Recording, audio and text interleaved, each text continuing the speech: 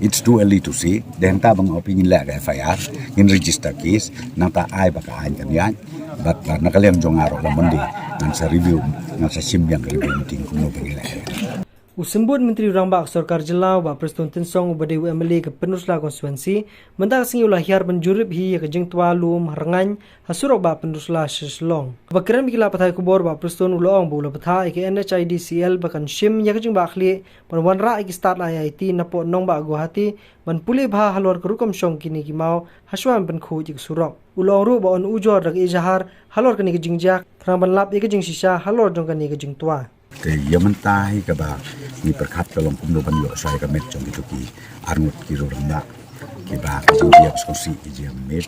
dia tin jong ata tinggal la ban perkhat to mai pat ka be dei kumno ban pelaj dari ban le ka kleran sia ka ya ka surong bala sai ngal ai ko da ya ki to ki na sel bakin ra ai ki expert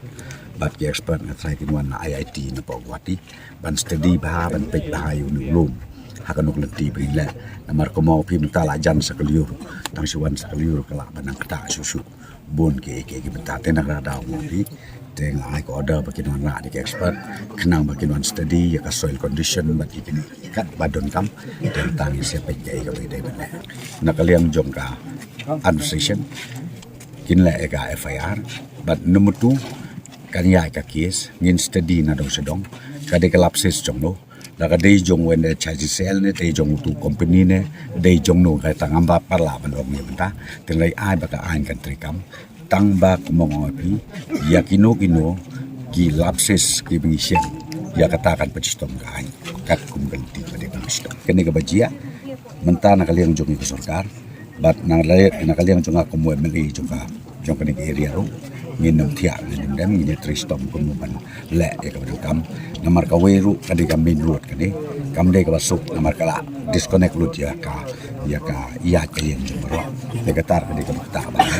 de haga ju ka por ko mau pitu ya ini klimat ka bang dot kam ya ko no ban yo asra ya ka bet jom itu kirang ba it's too early to say den ta bang opinion la ka FIR in register case nang ta ai ba ka an kan yan bat nakaliang jong aro la mundi nang sa review nang sa simbyang review meeting kuno pangila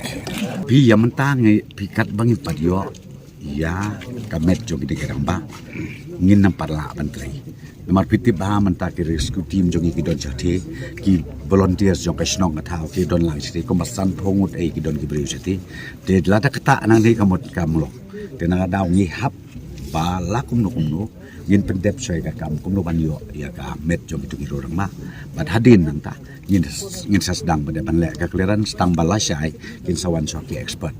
nakaliang jong ki expert ki ban pej bahai ka kendo ki ban pej bahai ka syong mau kumno ban le na kamanta ban syong singai bat bakan nong jesu ka ka jitwa nang ni sakma usyo ka to yes but the work is already stopped for last 22 months no but I saw somebody still working. He's working on the bypass, not here. Happy file FIR.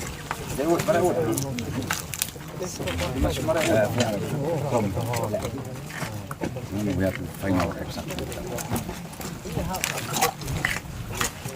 Because every day they are working. So.